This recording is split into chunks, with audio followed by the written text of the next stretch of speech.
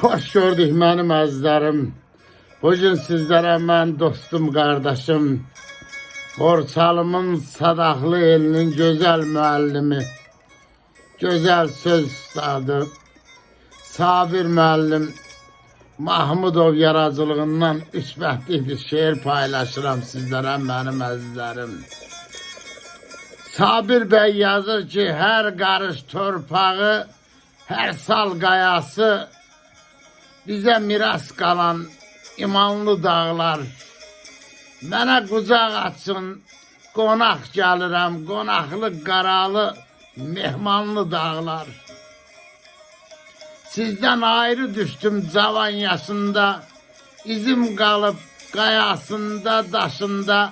Heyf ki ayıldım ömrün qışında, zirvəsi həsrətdən dumanlı dağlar.